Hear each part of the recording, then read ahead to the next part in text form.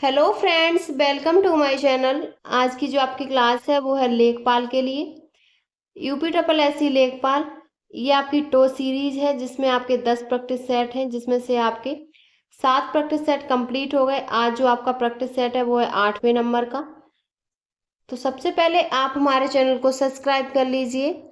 तो आज की क्लास है आपका प्रैक्टिस सेट नंबर 8 और ये क्लास आपकी आपकी यूपी लेखपाल के लिए मोस्ट इम्पॉर्टेंट है।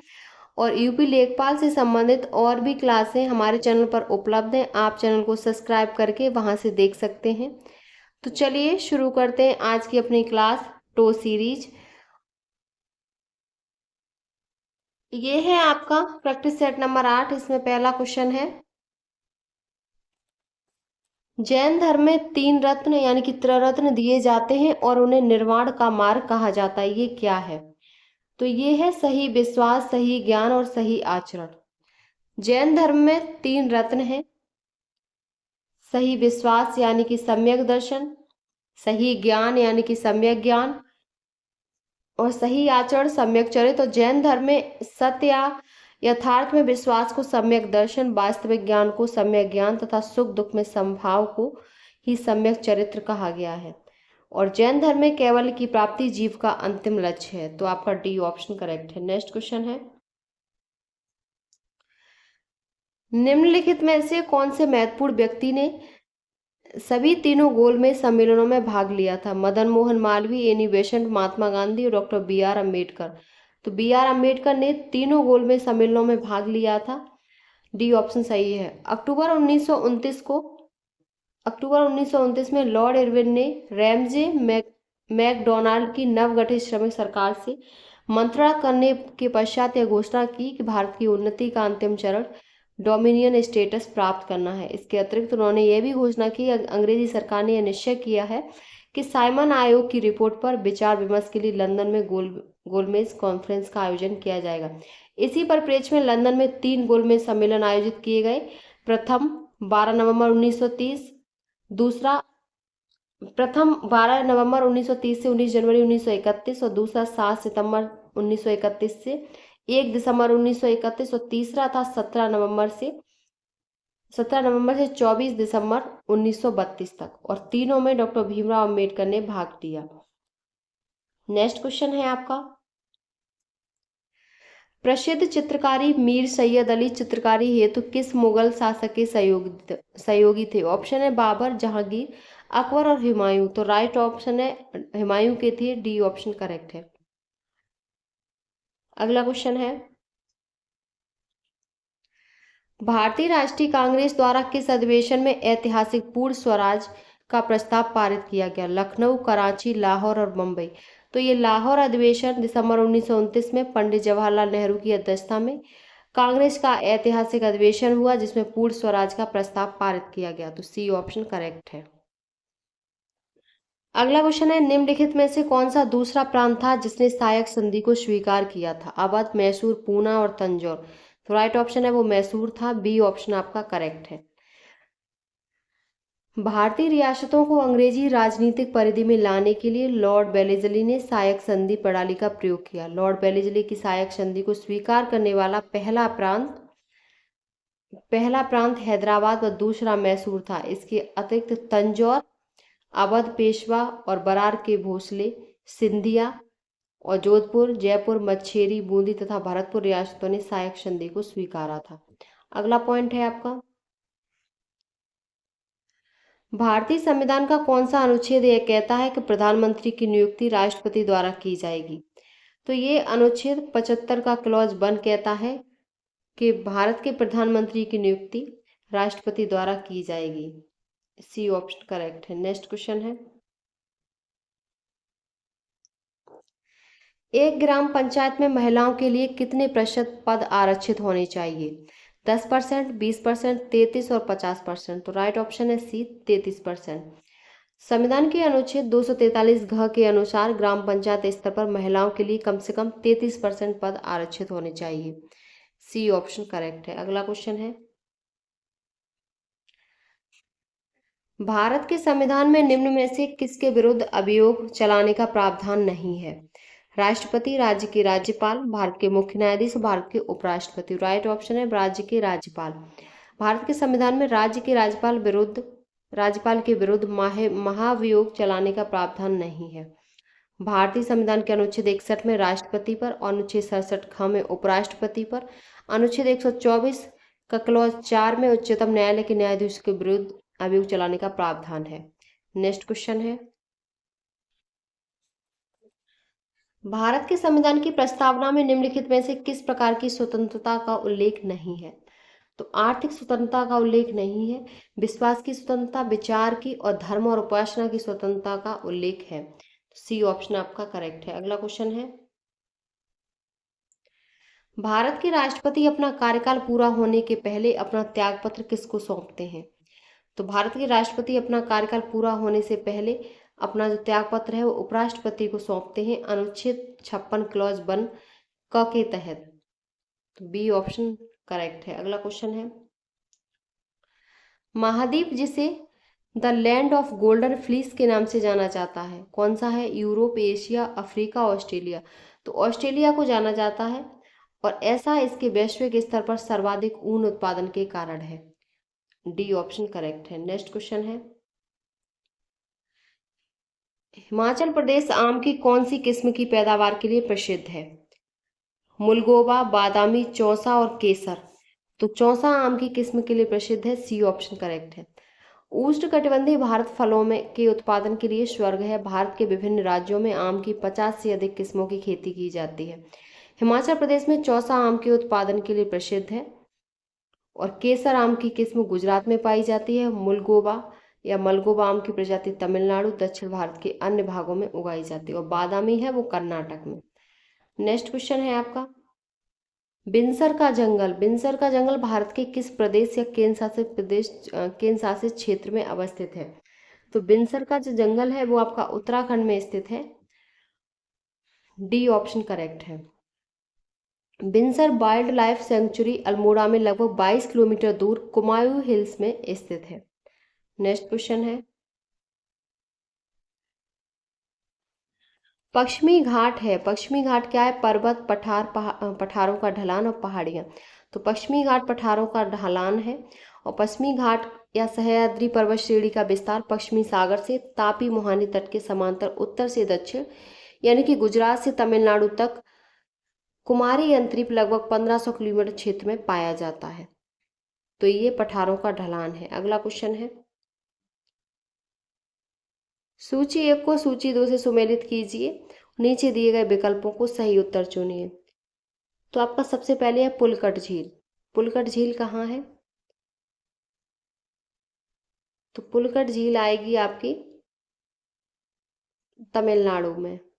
चिल्का झील उड़ीसा में, बूलर झील कश्मीर में, सांवर झील तो राजस्थान में। तो इसमें जो आपका ऑप्शन सही होगा वो है आपका ए ऑप्शन सही है। पुलिकट झील तमिलनाडु और आंध्र प्रदेश में, चिल्का उड़ीसा, बूलर कश्मीर और सांवर झील राजस्थान में। नेक्स्ट क्वेश्चन है, निम्नलिखित में से कौन लॉरेंज वक्र द्वारा मापा जाता है? अशिक्षा, बेरोजगारी, जनसंख्या वृद्धि दर और आय की विषमता। तो आय की विषमता लॉरेंज वक्र द्वारा मापी जाती है। डी ऑप्शन आपका करेक्ट है।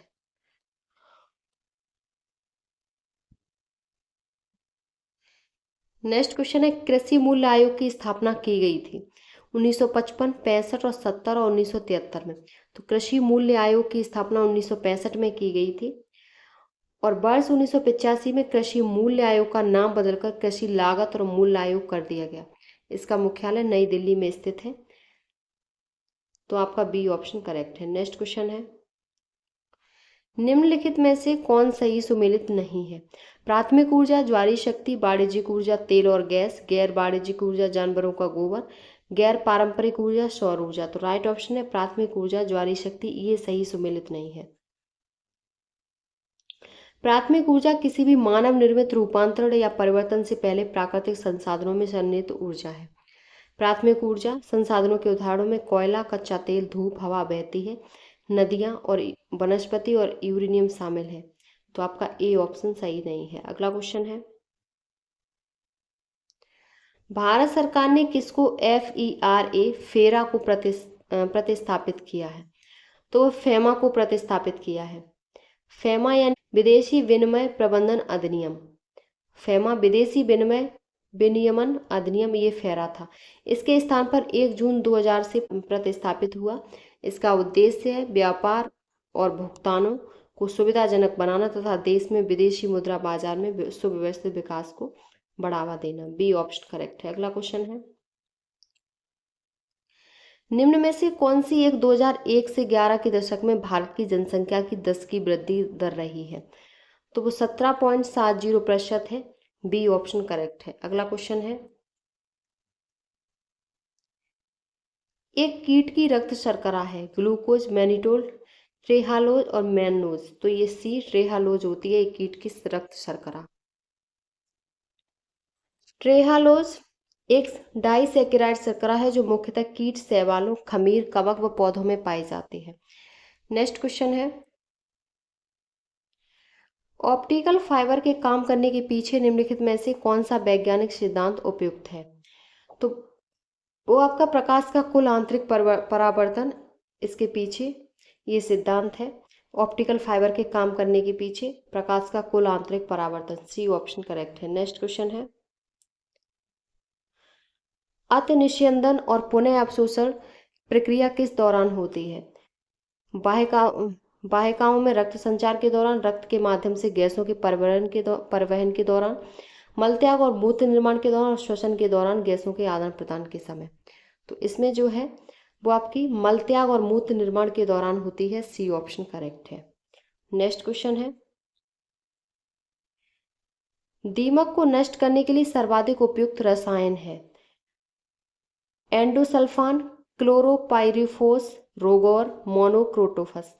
तो ये क्लोरोपाइरिफोस होता है, दीमक को नष्ट करने के लिए सर्वाधिक उपयुक्त रसायन है। बी ऑप्शन आपका करेक्ट है। अगला क्वेश्चन है, निम्नलिखित में से कौन कौन सा स्त्रीलिंग हार्मोन है? एस्ट्रोजन, एंड्रोजन, ऑक्सीजन और इंसुलिन। तो एस्ट्रोजन है वो आपका स्त्रीलिंग हार्मोन होता है। ए ऑप्शन करेक्ट है। अगला क्वेश्चन है, भारत में नई आर्थिक नीति निजीकरण, उदारीकरण, भूमंडलीकरण किस वर्ष लागू की गई? तो ये 1991 में लागू हुई और भारत की अर्थव्यवस्था में एक बड़ा बदलाव वर्ष 1991 में आया। केंद्र की जो उस टाइम सरकार थी, कांग्रेस सरकार, नरसिम्हा राव सरकार, इसने वर्ष 1991 में नई आर्थिक नीति प्रारंभ की। इस नीति के 3 मुख्य स्तंभ थे, निजीकरण, उदारीकरण और वैश्वीकरण। तो आपका बी ऑप्शन करेक्ट है। 1991 में। इस नीति के कुछ इंपॉर्टेंट पॉइंट हैं। नई आर्थिक नीति के बाद भारतीय कृषि में गंभीर समस्याएं देखी गई। इसके बाद किसानों की आत्महत्या की घटनाएं बढ़ी। और अगला है, भूख से मृत्यु की घटनाएं भी कई क्षेत्रों में दर्ज की गई। AIKSS ने इस नीति का विरोध किया और यह नीति नरसिम्हा राव सरकार द्वारा लाई गई थी। अगला क्वेश्चन है, 1952 में अधिक अन्न उत्पादन जांच समिति ने विकास खंड के लिए कितने गांवों को शामिल करने की सिफारिश की थी? तो वो 100 से 200 गांव थे जिनको शामिल करने की सिफारिश की थी। 1952 की अधिक अन्न उत्पादन जांच समिति ने प्रशासन को विकेंद्रीकृत करने का सुझाव दिया। समिति ने सिफारिश की कि 100 से 200 गांव को मिलाकर एक विकास खंड या तालुक की स्थापना की जानी चाहिए। यह इकाई इतनी बड़ी होनी चाहिए कि आर्थिक रूप से व्यवहार्य हो और इतनी छोटी भी हो कि प्रशासन लोगों तक आसानी से पहुंच सके। वह आज के ब्लॉक सिस्टम का आधार बना। इसमें कुछ इंपॉर्टेंट पॉइंट है। यह सिफारिश प्रशासनिक ढांचे में सुधार के लिए थी। इसका अधिकारी खंड विकास अधिकारी BDO होता है। यह राजस्व प्रभागीय अधिकारी के स्तर का पद था। समिति ने एकीकृत संगठनात्मक ढांचे पर जोर दिया और रिपोर्ट 1952 में प्रस्तुत की गई। अगला क्वेश्चन है,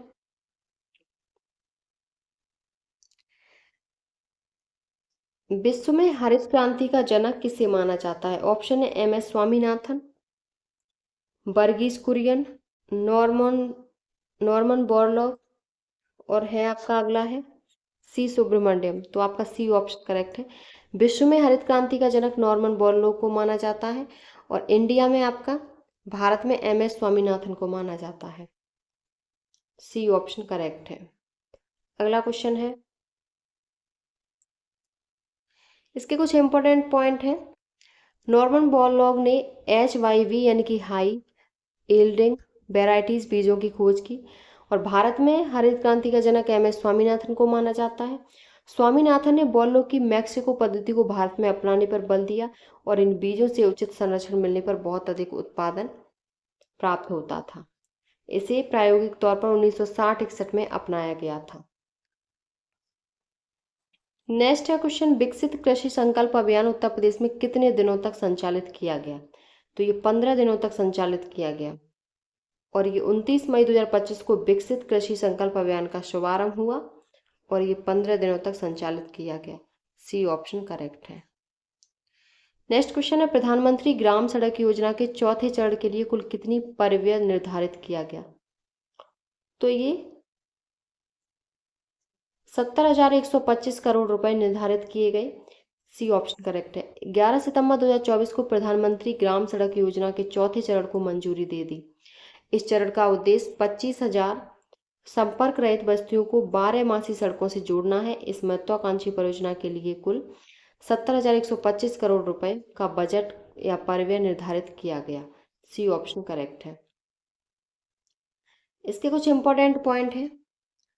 प्रधानमंत्री ग्राम सड़क योजना फेज 4 की कार्यान्वयन अवधि 2024 से 2024-25 से 2028-29 तक है। इसका लक्ष्य 25,000 नई बस्तियों को जोड़ना। प्रस्तावित सड़कों की कुल लंबाई 62,500 किलोमीटर है और वित्तीय वर्ष 25-26 के लिए योजना को 19,000 करोड़ रुपए आवंटित हुए हैं और दिसंबर 2025 तक सभी चरणों में 7,87,520 लाख किलोमीटर सड़कें पूरी हो चुकी हैं।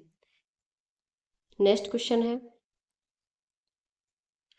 निम्न कथनों पर विचार कीजिए। 23 दिसंबर 2025 को प्रसिद्ध साहित्यकार विनोद कुमार शुक्ल का निधन हो गया। उन्हें 59वें ज्ञानपीठ पुरस्कार से सम्मानित किया गया था। तो इसमें कौन सा ऑप्शन सही है? तो इसमें आपका सी ऑप्शन सही है। 1 और 2 दोनों सही है। अगला क्वेश्चन है, 21 अक्टूबर 2025 को कौन जापान की पहली महिला प्रधानमंत्री बनी? तो वो साने ताकाइची हैं जो जापान की पहली महिला प्रधानमंत्री बनी है। अगला क्वेश्चन है, 1 दिसंबर 2025 को पंजाब नेशनल बैंक ने किसे अपनी पहली महिला ब्रांड एम्बेसडर नियुक्त किया? तो वो हरमनप्रीत कौर है जिन्हें पंजाब ने अपनी पहली महिला brand ambassador Punjab national bank की नियुक्त किया है। अगला क्वेश्चन है, 9 दिसंबर 2025 को टाइम पत्रिका ने वर्ष 2025 के सर्वश्रेष्ठ एथलीट के रूप में किसे नामित किया है? किसे नामित किया है? तो वो एजा विल्सन को किया है। बी ऑप्शन करेक्ट है। नेक्स्ट क्वेश्चन है, 13 नवंबर 2025 को कौन यूनिसेफ इंडिया के नए सेलिब्रिटी एडवोकेट बने हैं? तो वो कीर्ति सुरेश बनी है। ए ऑप्शन करेक्ट है। अगला क्वेश्चन है, निम्नलिखित में से कौन सा सही सुमेलित नहीं है? पहला है कार्टोजेना प्रोटोकॉल बायोसेफ्टी के लिए सही है। स्टॉकहोम सम्मेलन अनवरत जैविक प्रदूषण के लिए, मॉन्ट्रियल प्रोटोकॉल ओजोन परत के लिए और क्योटो प्रोटोकॉल जल संरक्षण के लिए। तो क्योटो प्रोटोकॉल एक अंतर्राष्ट्रीय समझौता है जो जलवायु परिवर्तन पर संयुक्त राष्ट्र रूपरेखा अभिसमय से संबंधित है, न कि जल संरक्षण से। इस प्रोटोकॉल को 11 दिसंबर 1947 को क्योटो जापान में अंगीकृत किया गया था और 16 फरवरी 2005 को लागू हुआ। तो आपका डी ऑप्शन करेक्ट है। अगला क्वेश्चन है, पशुओं को दिए जाने वाला कौन सा दर्द निवारक भारत में गिद्धों के लगभग विलुप्त होने के लिए उत्तरदायी है? तो वो डिक्लोफेनेक है जो पशुओं को दिए जाने वाला एक दर्द निवारक है और गिद्धों के लगभग विलुप्त होने के लिए यही उत्तरदायी है, डिक्लोफेनेक। डी ऑप्शन करेक्ट है। अगला क्वेश्चन है, ओजोन परत के संरक्षण का अंतर्राष्ट्रीय दिवस मनाया जाता है। तो ओजोन परत 16 सितंबर को मनाया जाता है। ओजोन परत दिवस, संरक्षण दिवस 16 सितंबर को। बी ऑप्शन करेक्ट है। और इसकी शुरुआत 16 सितंबर 1987 से हुई। तो बी ऑप्शन आपका सही है। अगला क्वेश्चन है, जलवायु परिवर्तन का कारण है ग्रीन हाउस गैसें, ओजोन परत का क्षरण, प्रदूषण, उपरोक्त सभी। तो ग्रीन हाउस गैसें, उपरोक्त ओजोन परत का क्षरण, प्रदूषण, ये सभी हैं। डी ऑप्शन करेक्ट है। नेक्स्ट क्वेश्चन है, एक अनविनीकृत ऊर्जा का स्रोत है, तो वो आपका पेट्रोलियम है। बी ऑप्शन सही है। नेक्स्ट क्वेश्चन है, जीव भार का पिरामिड किस पारिस्थितिकी तंत्र में उलट जाता है? वन, तालाब, घासी स्थल, शुष्क स्थल। तो ये तालाब में उलट जाता है। बी ऑप्शन करेक्ट है। और आपका ऊर्जा का जो पिरामिड होता है वो हमेशा सीधा होता है, तो आपका बी ऑप्शन इसमें करेक्ट है। नेक्स्ट क्वेश्चन है, निम्नलिखित में से कौन एक सही सुमेलित नहीं है? राजाजी राष्ट्रीय उद्यान हाथी, इसमें हाथी पाए जाते हैं। पेरियार में हंगुल, मानस में हाथी और दुधवा में टाइगर। तो पेरियार में ये आपका सही नहीं है, पेरियार में हंगुल नहीं। पेरियार राष्ट्रीय उद्यान में मुख्य संरक्षित वन पशु बाघ एवं हाथी दोनों हैं, तो इसमें आपका मुख्य संरक्षित वन पशु बाघ है, तो इसमें आपका बी ऑप्शन करेक्ट है। अगला क्वेश्चन है,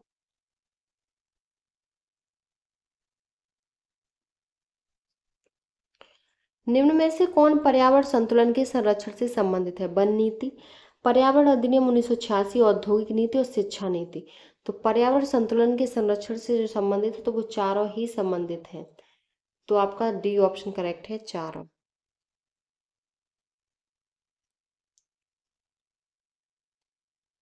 नेक्स्ट क्वेश्चन है, किस राज्य का 78.67% क्षेत्र बना आच्छादित है?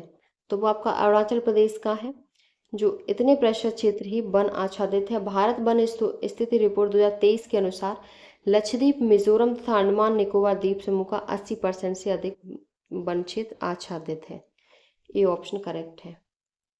नेक्स्ट क्वेश्चन है, सर्वाधिक जैव विविधता कहाँ पाई जाती है? उष्णकटिबंधीय वर्षा वनों में, शीतोष्ण कटिबंधीय वर्षा वनों में। अगला है शंकुधारी वनों में, उत्तर ध्रुवी वनों में। तो ये सर्वाधिक जो जैव विविधता होती है वो उष्णकटिबंधीय वर्षा वनों में पाई जाती है। ए ऑप्शन करेक्ट है। अब ये आपके 46 से 50 ग्राफ है, मैथ के क्वेश्चन है। तो ये आपका ग्राफ है, वस्तुएं, लागत मूल्य, लाभ परसेंट और छूट। इसमें क्वेश्चन है, दुकानदार ने ग्राहक को 2 शर्ट, 3 चश्मे, 2 पेंट और 1 किताब बेची, उसका अनुमानित औसत लाभ क्या है? तो इसको जब ग्राफ से जब सॉल्व करेंगे तो 47.75 रुपये निकलेगा। बी ऑप्शन करेक्ट है। नेक्स्ट क्वेश्चन है, स्नेहा ने 1 शर्ट, 2 बैग और 1 पैंट खरीदा और दुकानदार ने अंकित मूल्य पर 5% अतिरिक्त छूट दी। दुकानदार का अनुमानित कुल लाभ ज्ञात कीजिए। तो दुकानदार का जो अनुमानित कुल लाभ निकलेगा वो 65.9 निकलेगा। सी ऑप्शन करेक्ट है। नेक्स्ट क्वेश्चन है, चश्मे का अंकित मूल्य पुस्तक के अंकित मूल्य से लगभग कितना प्रतिशत अधिक है? तो 56.59% अधिक है। ए ऑप्शन करेक्ट है। अगला क्वेश्चन है, यदि अंगूठी का लागत मूल्य शर्ट के लागत मूल्य से 30% अधिक है और दुकानदार 35% छूट देकर 25% लाभ अर्जित करना चाहता है, तो अंगूठी का अंकित मूल्य क्या होगा? तो अंगूठी का अंकित मूल्य होगा 800 रुपये। सी ऑप्शन सही है। नेक्स्ट क्वेश्चन है, दुकानदार द्वारा बेचे गए चश्मे और किताब पर छूट प्रतिशत का अनुपात क्या है? तो इसका अनुपात 91.91/57 है। डी ऑप्शन सही है। अब है आपका ये 51 से 55 क्वेश्चन, ये आपका दूसरा ग्राफ है। इसमें क्वेश्चन है, कक्षा 6 और कक्षा 9 में मिलाकर विद्यार्थियों की कुल संख्या कक्षा 10 में विद्यार्थियों की कुल संख्या से लगभग कितने प्रतिशत अधिक है? तो वो 187% अधिक है। सी ऑप्शन सही है। नेक्स्ट क्वेश्चन है, कक्षा 8 में लड़कों की कुल संख्या x और कक्षा 9 में लड़कों की कुल संख्या x+40 है। यदि कक्षा 8 और 9 में मिलाकर लड़कियों की कुल संख्या 120 है तो x का मान ज्ञात कीजिए। तो इसका जो मान निकलेगा वो 250 निकलेगा। सी ऑप्शन सही है। नेक्स्ट क्वेश्चन है, कक्षा 7 और 8 में मिलाकर छात्रों की कुल संख्या और कक्षा 9 और 10 में मिलाकर छात्रों की कुल संख्या के बीच कितना अंतर है? तो ये जो अंतर निकलेगा वो 198 निकलेगा। सी ऑप्शन करेक्ट है। अगला क्वेश्चन है, यदि कक्षा 6 में लड़कों का लड़कियों से अनुपात 6:5 है और कक्षा 6 में लड़कियों की कुल संख्या कक्षा 7 में लड़कियों की कुल संख्या से 50 कम है, तो कक्षा 6-7 में लड़कों की कुल संख्या का अनुपात ज्ञात कीजिए। तो 5:6 है। ए ऑप्शन करेक्ट है। नेक्स्ट क्वेश्चन है, यह 2024 में कक्षा 6 और 7 में प्रत्येक में छात्रों की कुल संख्या में 10% की वृद्धि होती है और कक्षा 10 में छात्रों की कुल संख्या में 20% की कमी होती है। तो 2023 में कक्षा 6 और 7 मिलाकर छात्रों की कुल संख्या और 2024 में कक्षा 10 में छात्रों की कुल संख्या के बीच अंतर क्या है? तो इसके बीच जो अंतर है वो 1067 है। सी ऑप्शन करेक्ट है। अब है आपके हिंदी के प्रश्न। तो आपका क्वेश्चन है, कार्यालय आदेश में अधिकारी का हस्ताक्षर किस स्थान पर आएगा? तो अधिकारी का तो जो हस्ताक्षर होता है वो नीचे दाहिनी ओर होता है। ए ऑप्शन करेक्ट है। अगला क्वेश्चन है, लहू का समानार्थी शब्द है उपल, शोणित, मरकट और बारूद। तो शोणित लहू होता है रक्त या खून, तो इसका बी ऑप्शन करेक्ट है। अगला क्वेश्चन है, मध्य स्वर कहते हैं ऊ को, ई को, ई को और अ को। तो मध्य स्वर अ को कहते हैं। डी ऑप्शन करेक्ट है। अगला क्वेश्चन है, रिक्त स्थान में उचित शब्द भरे। व्यंग लेखक सामाजिक पर तीखा प्रहार करता है। तो व्यंग लेखक आपके ऑप्शन है संगति, विद्रूपता, अगला है अनुरूपता और अविरामता। तो व्यंग लेखक सामाजिक विद्रूपता पर तीखा प्रहार करता है, विद्रूपता आएगा। नेक्स्ट क्वेश्चन है, हत्याना में कौन सी क्रिया है? प्रेरणार्थक, संयुक्त, अनुकरणात्मक, नाम धातु। तो ये हत्याना नाम धातु क्रिया है। सी डी ऑप्शन करेक्ट है। अगला क्वेश्चन है, अनाज का पर्यायवाची शब्द है चाह, सस्य, सलिल और रूपा। तो अनाज का पर्यायवाची शब्द सस्य होता है। बी ऑप्शन करेक्ट है। नेक्स्ट क्वेश्चन है, राम से पत्र लिखे गए किस वाच्य का उदाहरण है? कर्तवाच्य, कर्मवाच्य, भाववाच्य और कर्त कर्म दोनों वाच्य। तो ये कर्मवाच्य का उदाहरण है राम से पत्र लिखे गए। ए ऑप्शन कर बी ऑप्शन करेक्ट है। अगला क्वेश्चन है, प्रति उपसर्ग हिंदी भाषा में किस भाषा से आया है? हिंदी, संस्कृत, अंग्रेजी और फारसी। तो ये संस्कृत भाषा से आया है प्रति। बी ऑप्शन आपका करेक्ट है। नेक्स्ट क्वेश्चन है, ईश्वर तुम्हें दीर्घायु दे अर्थ के आधार पर वाक्य का भेद बताएं। तो इसका है इच्छावाचक। इच्छा की जा रही है कि ईश्वर तुम्हें दीर्घायु दे, तो इच्छावाचक वाक्य होगा। अगला क्वेश्चन है,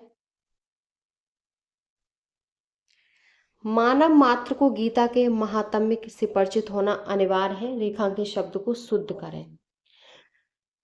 तो महात्म्य का जो सही शब्द लिखा है वो ये है। बी ऑप्शन सही है। अगला क्वेश्चन है, निम्नलिखित में से किस फंक्शन की का प्रयोग चयनित आइटम का नाम बदलने के लिए किया जाता है? तो वो F2 है। इसका उपयोग आइटम का नाम बदलने के लिए किया जाता है। सी ऑप्शन करेक्ट है। ये आपके अब कंप्यूटर के प्रश्न हैं। इंटरनेट में प्रोसेस टू प्रोसेस संचार के लिए निम्न में से कौन से प्रोटोकॉल प्रयोग होते हैं? तो वो ट्रांसपोर्ट लेयर प्रोटोकॉल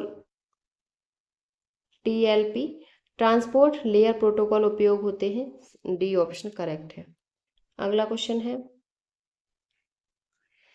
रे टॉमलिंसन को किसका श्रेय दिया जाता है? सबसे पहले ईमेल भेजने का, कंप्यूटर के निर्माण का, कैलकुलेटर के आविष्कार और इंटरनेट के विकास का। तो इनको सबसे पहले ईमेल भेजने का श्रेय दिया जाता है और इन्होंने वर्ष 1971 में ARPANET सिस्टम पर पहला ईमेल प्रोग्राम लागू किया था। इन्हें नेटवर्क ईमेल के आविष्कारक के रूप में भी जाना जाता है।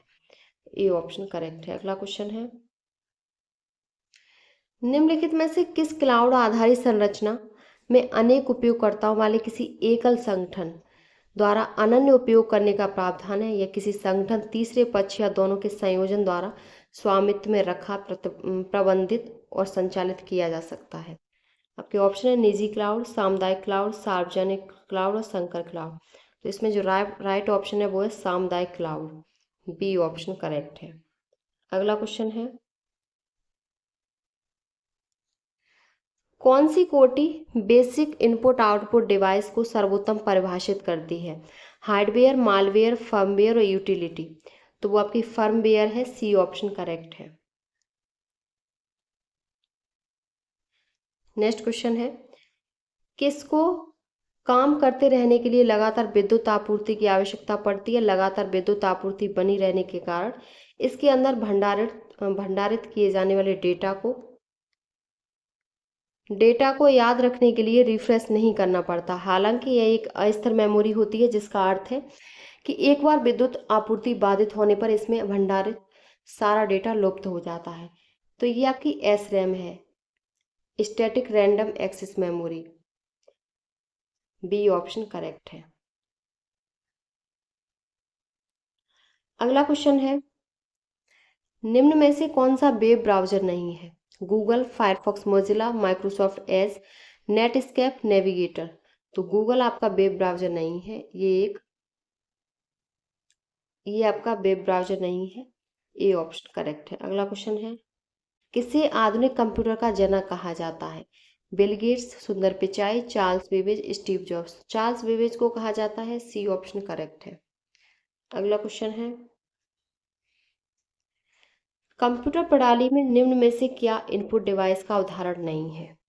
आपके ऑप्शन है कीबोर्ड, प्रिंटर, स्कैनर और अगला है आपका माउस। तो ये जो है वो है आपका प्रिंटर। प्रिंटर एक इनपुट डिवाइस का उदाहरण नहीं है, तो ये आउटपुट डिवाइस का उदाहरण है प्रिंटर। बी ऑप्शन करेक्ट है। अगला क्वेश्चन है,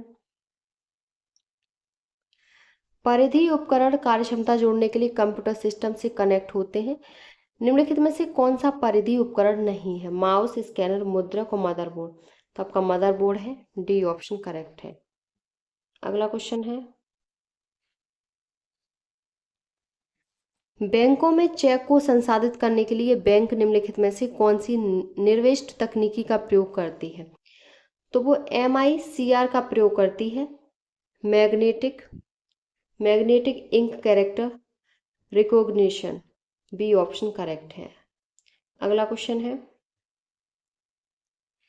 निम्न में से कौन सा उपकरण किसी छवि को डिजिटलकृत करके टेलीफोन लाइन पर चित्र और टेक्स्ट भेज या प्राप्त कर सकता है? Plotter, fax machine, sound card और मॉनिटर। तो राइट ऑप्शन है फैक्स मशीन।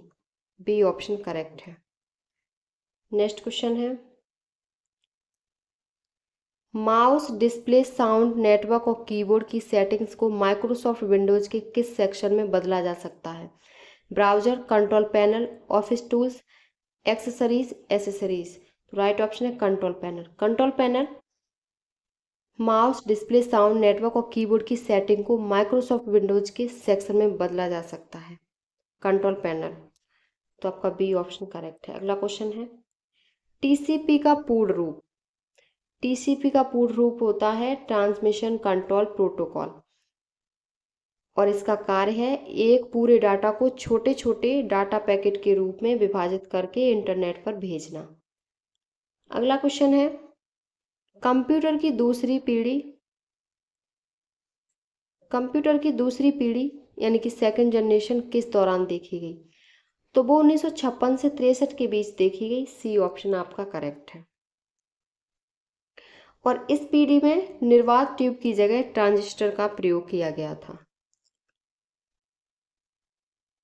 नेक्स्ट क्वेश्चन है, उत्तर प्रदेश के निम्नलिखित नगरों पर विचार कीजिए तथा जनसंख्या के आधार पर उन्हें अवरोही क्रम में व्यवस्थित कीजिए।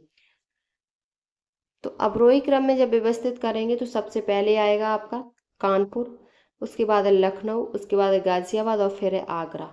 तो आपका डी ऑप्शन करेक्ट है अवरोही क्रम में। नेक्स्ट क्वेश्चन है, इफ्को यूरिया कारखाना उत्तर प्रदेश में निम्नलिखित में से किस स्थान पर है? अब ये आपके यूपीजीके के 20 क्वेश्चन हैं, 81 से लेके 100 तक। कौन सा स्थान है? ऊंचाहार, आंवला, जमशेदपुर, जगदीशपुर। तो राइट ऑप्शन है आंवला। इफ्को यूरिया कारखाना उत्तर प्रदेश में आंवला में स्थित है। अगला क्वेश्चन है, निम्न में से कौन सा युग्म सुमेलित नहीं है? कानपुर चकेरी, वाराणसी बाबतपुर, लखनऊ अमौसी और आगरा फुर्सतगंज। तो आगरा फुर्सतगंज नहीं है, आगरा में खिरिया हवाई अड्डा है।